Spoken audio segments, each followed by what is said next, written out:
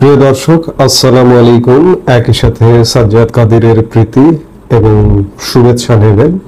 এই মুহূর্তে আপনাদের সামনে কথা বলতে এসে দেশ বাঁচাতে হলে আওয়ামী লীগকে ফিরতেই হবে, এই প্রসঙ্গটা নিয়ে কথা বলবো। আওয়ামী লীগ এই মুহূর্তে একটা ভয়াবহ সংকটে, ভয়াবহ বিপদের মধ্যে আছে।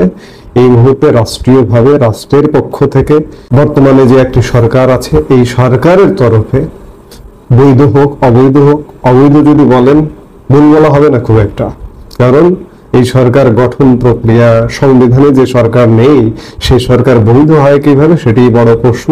এবং সংবিধানের একটি অনুচ্ছেদের জায়গা থেকে যে সরকারটি গঠিত হয়েছে, সেই অনুচ্ছেদের জায়গা থেকে গঠিত হওয়াটাও যথাযথভাবে গঠিত হয়েছে কিনা যথেষ্ট প্রশ্ন রয়েছে। সেই অবৈধ সরকার আওয়ামী লীগের কার্যক্রমকে নিষিদ্ধ করেছে।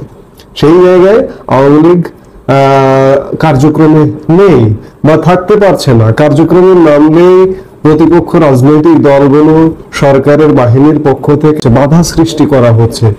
এত কিছুর পরেও আওয়ামী লীগ প্রাসঙ্গিক, আওয়ামী লীগকে ফিরতেই হবে।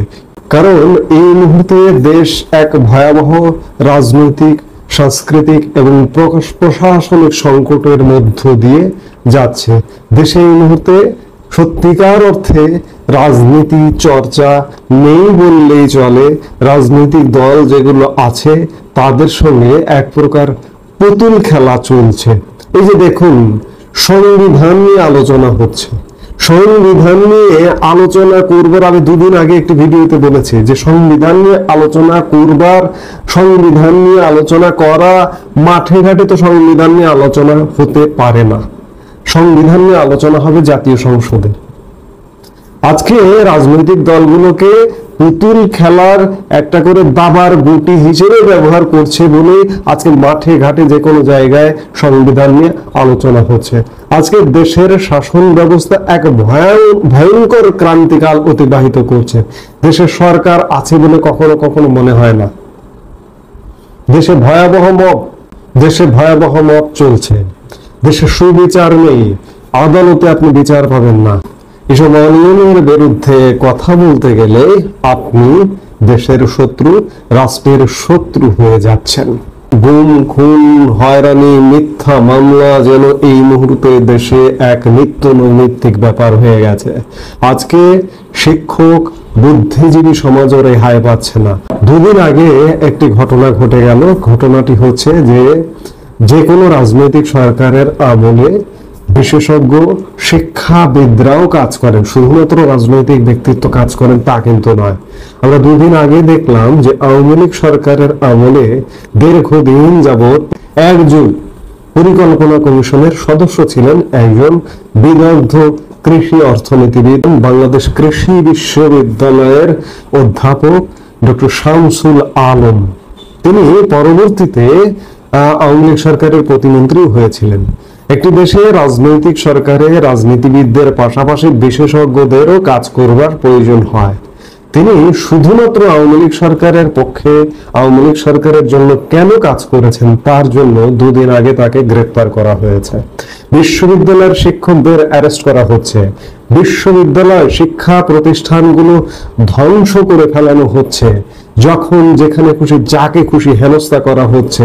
বিশ্ববিদ্যালয় বা শিক্ষা প্রতিষ্ঠান বলে এখন আর কিছু নেই। আরেকটি খুব উদ্বেগের বিষয়, আমি বেশ কিছুদিন যাবৎ দেখছি পত্র পত্রিকায়, প্রায় সংখ্যাটি সারা বাংলাদেশের সব শিক্ষা প্রতিষ্ঠান মিলিয়ে লক্ষাধিক শিক্ষার্থীর শিক্ষা জীবন বিপর্যস্ত হয়ে পড়েছে। শুধুমাত্র ছাত্রলীগ ট্যাগ দিয়ে তাদের শিক্ষা জীবন বাধাগ্রস্ত করা হচ্ছে, পরীক্ষা দিতে দেওয়া হচ্ছে না, নানান কিছু।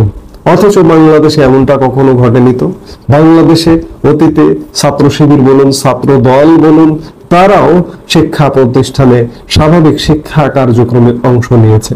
কিন্তু আজকে শুধুমাত্র ছাত্রলীগ ট্যাগ দিয়ে লক্ষাধিক শিক্ষার্থীকে পড়াশোনার কাজে, শিক্ষা গ্রহণের কাজে বাধাগ্রস্ত করা হচ্ছে। আর গুম, খুন, হত্যা, নির্যাতন, মব ভায়োলেন্স তো আছেই। অর্থাৎ দেশ এক প্রকৃতির রাজ্যে পরিণত হয়েছে। আজকে আওয়ামী লীগের ৭৬তম প্রতিষ্ঠা বার্ষিকীতে আজকে দৃঢ় প্রতিজ্ঞা হওয়া উচিত দেশ বাঁচাতে হলেও আওয়ামী লীগকে ফিরতে হবে। আমরা দেশের অন্যান্য প্রচলিত রাজনৈতিক দল দেখছি, আমি যদি সবচেয়ে বড় রাজনৈতিক দল এই মুহূর্তে কার্যরত মাঠে দেখি বিএনপি, বাংলাদেশ জাতীয়তাবাদী দল বিএনপি। এই মব ভায়োলেন্স যে হচ্ছে, এই মব ভায়োলেন্সের প্রধান হোতা বিএনপি। আওয়ামী লীগ ক্ষমতায় ছিল, ঠিক আছে, বিএনপি যথেষ্ট চাপের মুখে ছিল, ঠিক আছে, কিন্তু আজকে বিএনপি ক্ষমতায় না গিয়ে একটি পুতুল সরকারের আমলে বিএনপি যে ভূমিকায় অবতীর্ণ হয়েছে প্রতিপক্ষের নিকট, সেই ভূমিকা মারাত্মক প্রশ্নবিদ্ধ। আমরা আওয়ামী লীগ যখন বিএনপির উপরে দমন পীড়ন করত অতি বেশি নিয়ম বহির্ভূত ভাবে, তখন কিন্তু আওয়ামী লীগের আমরা সমালোচনা করতাম যে এতটা দমন পীড়ন করা উচিত না, বিরোধী দলকে নড়াতে দিতে হবে। আজকে বিএনপি যেটি করছে সেটি নজিরবিহীন। বিএনপি, জামাত, এনসিপি, এর থেকে রক্ষা পেতে হলে, বাংলাদেশকে রক্ষা করতে হলে আওয়ামী লীগকে ফিরতেই হবে, এছাড়া বিকল্প কোনো পথ নেই। 1971 সালে মুক্তিযুদ্ধের মাধ্যমে যেভাবে আমাদের স্বাধীনতা এনে দিয়েছিল আওয়ামী লীগ, ঠিক সেভাবে আজকে স্বাধীন দেশে একটা পরাধীনতার অবস্থা বিরাজমান। সেই জায়গাটি উদ্ধার করতে হলে আওয়ামী লীগকে যে কোনো মূল্যে সংগঠিত হয়ে ফিরতেই হবে। আসসালামু আলাইকুম রহমতুল্লাহি ওয়া বারাকাতুহু। সম্মানিত দর্শক, আপনারা যারা আওয়ামী লীগ করেন এবং আওয়ামী লীগের আদর্শকে ধারণ করেন, কিন্তু আওয়ামী লীগের দুর্নীতি এবং অপকর্মকে স্বীকার করেন না বা পছন্দ করেন না, এবং মনে করেন যে এই দুর্নীতি এবং অপকর্ম ঠিক নয়। দ্বিতীয়ত, যারা বাংলাদেশে একটা পরিশুদ্ধ আওয়ামী লীগ আশা করেন, তারা রিকনসিলিয়েট হবে এবং তাদের মধ্যে যে সমস্ত মন্দ লোক রয়েছে তারা দল থেকে বাদ যাবে এবং শাস্তির আওতায় আসবে, এই কথা বাংলাদেশে যারা লোকজন বিশ্বাস করেন বা কামনা করেন, আজকের এই ভিডিওটি মূলত তাদের জন্য। এটা অনেকটা গল্পের মতো, একটা কাহিনীর মতো। আমি কৌশলগত কারণে একটা চোর পরিবারের নাম বলবো না, কিন্তু এই পরিবারের সবাই চোর। আমি যার নাম বলছি সে অনেকবার এমপি ছিল, তার ছেলে এমপি, মানে একই সঙ্গে একই পার্লামেন্টে বাপও এমপি, ছেলেও এমপি, ভাইও এমপি। এরপরে তার জামাইও এমপি ছিল, তারপরে তার বিয়েও এমপি ছিল, মন্ত্রী ছিল, তার আত্মীয় স্বজন সবাই এরকম মন্ত্রী এমপি। কিন্তু যেখানে যেখানে তার আত্মীয় স্বজন, এই বললাম, সবাই চোর, কেউ বড় চোর, কেউ ছোট চোর, কেউ ডাকাত, এবং একই সঙ্গে সঙ্গে এদের বিরুদ্ধে চোট্টামির অভিযোগ আছে, মানে তাদের চরিত্র ভালো না। চোর এবং চোট্টা দুটো একসঙ্গে। তো এরকম একটা চোর পরিবার আমেরিকাতে আছে, আমেরিকাতে আশ্রয় নিয়েছে এই বিপদের এই সময়টিতে। এখন একজন আওয়ামী লীগের সমর্থক আমাকে মাঝে মাঝে টেলিফোন করেন এবং তিনি বলেন যে, রনি ভাই, বহুদিন ধরে আমেরিকাতে আছি। ভদ্রলোকের বয়স 52-53 বছর। বহুদিন ধরে আমেরিকায় আছি, সকাল থেকে রাত অবধি 10 ঘন্টা, 12 ঘন্টা, 11 ঘন্টা পরিশ্রম করি। দুটো ডাল ভাত অর্জন করতে যান বের হয়ে যায়। একটা বাড়ি করেছি, একটা গাড়ি করেছি, এটা লোন দিতে দিতে মানে ঘুম হারাম। আমেরিকার যারা পরিশ্রম করেন তাদের জীবন তো আসলে খুব কঠিন একটা জীবন। তো বললো যে এগুলো করি, তার সঙ্গে সঙ্গে আবার আওয়ামী লীগ করি মনের আনন্দে, আদর্শে। কিন্তু আওয়ামী লীগ থেকে আমেরিকাতে থাকি, এখানে আমাদের কিছু পাওয়ারও নেই, চাওয়ারও নেই, কিন্তু দল করি। তো বললো যে এই যে আমেরিকাতে আমি যেখানে আছি, আমার পাশে সবচেয়ে দামি একটা বাড়ি, এরকম একটা এই চোর ফ্যামিলি, একটা ফ্যামিলির নাম বললো, এই বাপ বেটা এসে এখানে আছে। তো এরা এখানে রোলস রয়েস গাড়িতে চড়ে, বাপেরও রোলস রয়েস গাড়ি, ছেলেরও রোলস রয়েস গাড়ি, আর এই বাপ বেটা চোর এই রোলস রয়েস গাড়িতে করে তারা মসজিদে যায় নামাজ পড়ার জন্য। আমরা যারা দেখি, লজ্জায় আমাদের একবার মনে হয় থাপ্পড়াইয়া গাল ফাটাই ফেলি, কিন্তু পারি না। দ্বিতীয়ত, এরা এই যে রোলস রয়েস গাড়িতে আসে, এদের কোনো লজ্জা শরম নাই। ওরা যে রোলস রয়েস গাড়িতে আসে, এটা দেখে আমরা লজ্জায় মরে যাই। যেহেতু আমরা ওখানে কমিউনিটিতে সবাই আমাদেরকে আওয়ামী লীগ হিসাবে জানে, ওখানে জামাতের লোক আছে, তারপরে বিএনপির লোক আছে, অন্যান্য দলের লোক আছে, তো আমাদেরকে খোঁটা দেয় যে এই দেখো তোমাদের চোর ফ্যামিলি বা চোরে আসছে, ওই দেখো ওই বাড়িতে থাকে চোরের বাড়ি, ওই দেখো চোর রোলস রয়েস গাড়িতে করে আসে। তো ওদের এই সকল কথাবার্তা আমরা যখন শুনি, প্রতিপক্ষের কথাবার্তা শুনি, লজ্জায় মানে মাথা নুয়ে থাকি। কিন্তু ওই চোরের দল তারা হাসি মুখে আসে, ওই রোলস রয়েস গাড়ি থেকে হাসি মুখে নামে, তারপর বিভিন্ন মানুষের সঙ্গে বেহায়ার মতো তারা হাসি মুখে কথা বলে, বলে যে এদের এত বেহায়াপনা কোত্থেকে আসলো।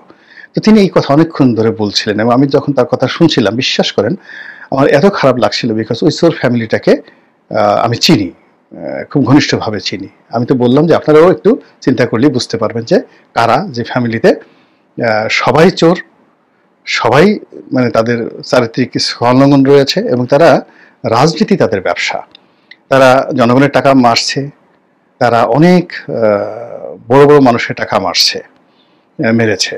তারপরে তারা এখনো মানে যাকে বলে এদের মানে কি বলবো, ব্যবসা বাণিজ্য থেকে শুরু করে সব জায়গাতে তারা এই চোরতন্ত্র প্রতিষ্ঠা করেছে, এবং রাষ্ট্র ক্ষমতাকে ব্যবহার করার জন্য তারা পরিবারতন্ত্রকে যেভাবে ব্যবহার করেছে এটি বিরল এই বাংলাদেশে। তো সেই কাজগুলো তারা করেছে, এবং করে এই আমেরিকার মতো জায়গাতে এভাবে পরিবেশ তারা নষ্ট করছে। এবং আগামী দিনে যদি এই সকল চোরেরা আবার আওয়ামী লীগের নেতৃত্বে ফিরে আসে, আবার তারা এমপি হয়, আবার তারা মন্ত্রী হয়, আবার তারা নতুন করে সেই রোলস রয়েস গাড়ি কিনে, অর্থাৎ এই যে এখন চোরেরা যে টাকা আমেরিকাতে পাচার করেছে, ইংল্যান্ডে পাচার করেছে, তারা তো 2 হাতে খরচ করছে। ওই লোক বলছিল, আমি বললাম যে তারা করে কি ওখানে?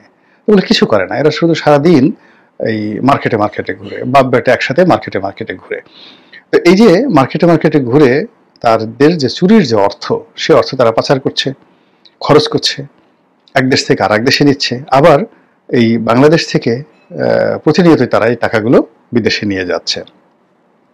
এই যে চোরতন্ত্র, এই চোরতন্ত্র আওয়ামী লীগের মধ্যে যে ছিল, সেটা শুধু আমেরিকা নয়, এটা এখন চোরের গ্রুপ ভারতে আছে, চোরের গ্রুপ দুবাইতে আছে, চোরের গ্রুপ সিঙ্গাপুরে আছে, এবং এগুলো আওয়ামী লীগের লোকজন কিন্তু পছন্দ করছেন না।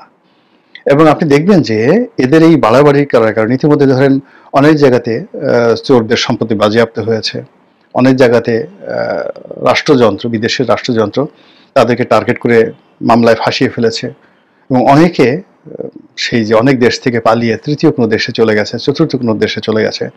অনেক চোরের যে বাড়িতে দালান উঠে না, তাও প্রমাণ হয়ে গেছে, অর্থাৎ চুরির টাকা অনেকের শেষ হয়ে গেছে, এবং তারা সেই এই গত 10 মাসেই তাদের যে 10 বছরের যে চুরির অর্থ, এটা শেষ হয়ে এখন অনেকে হাহাকার করছে, এই অবস্থা হয়ে গেছে। কিন্তু তারপরেও তাদের ভিতরে কোনো অনুশোচনা নেই, তাদের মধ্যে কোনো লজ্জাবোধ নেই, তারা বেহায়ের মতো তারা ঘুরে বেড়াচ্ছে।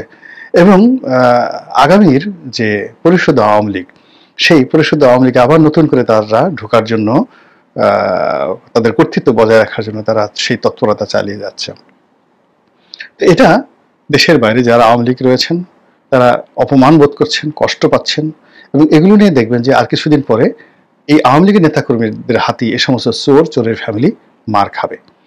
একইভাবে বাংলাদেশে যারা এখন জেলে আছেন আওয়ামী লীগ করার কারণে কিন্তু সৎ ছিলেন, আবার যে সকল নেতাকর্মী রাস্তাঘাটে ঘুরে বেড়াচ্ছেন, এই সময়টাতে মারাত্মক বিপদে পড়েছেন, বাস্তুচ্যুত হয়েছেন, তারাও কিন্তু এই যে বাংলাদেশে যারা চোর আছেন পালিয়ে, বিদেশে যারা আছেন, এই আওয়ামী লীগের লোকজনই তাদেরকে টার্গেট করে পিটানোর জন্য তারা কিন্তু ঘুরে বেড়াচ্ছে। ফলে আগামীতে চোরতন্ত্র কিন্তু বাংলাদেশে, বিশেষ করে আওয়ামী লীগের চোরতন্ত্র হুমকির মুখে আছে, এবং চোরেরা বিএনপির লোক লাগবে না, জামাতের লোক লাগবে না, ডক্টর মোহাম্মদ ইউনূসের লোক লাগবে না।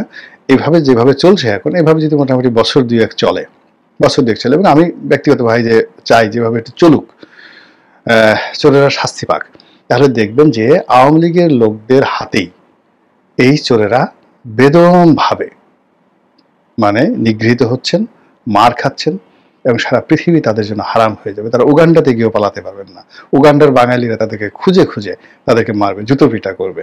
এবং আজকে এই রাগ হচ্ছে কথা শুনে, তার সঙ্গে সঙ্গে আবার এই যে ভদ্রলোক, তিনি ওখানে একজন খুব বড় পদে আছেন, তো ভালো অবস্থানে আছেন, ভালো একটা প্রফেশনে আছেন, তিনি যে তার দলের একজন গুরুত্বপূর্ণ ব্যক্তি, যিনি কিনা চোরের বংশ, পিতা পুত্র মিলে একসাথে চোর করেন, জামাই শ্বশুর মিলে একসাথে চুরি চামারি করেন। তো এরকম একজন লোকের প্রতি আনুগত্য না দেখিয়ে, তাকে সালাম না দিয়ে বলে যে আমি তো ওরে কোনোদিন সালামও দেই না, ওদেরকে না চিনার ভান করি, কথাই বলি না, অথচ তিনি একজন কট্টর আওয়ামী লীগ। তো তার মধ্যে যে এই যে একটা জেহাদি মনোভাব দেখলাম, চোরবাদকে ঘৃণা করার জন্য, চোরদেরকে অপদস্থ করার জন্য তার ভিতরে যে একটা জিঘাংসা দেখলাম, তার মধ্যে যেটা ক্রোধ দেখলাম, এটা দেখে আমার কাছে ভালো লাগলো যে আমাদের বোধহয় রাজনীতিতে একটা গুণগত পরিবর্তন আসতে চলেছে।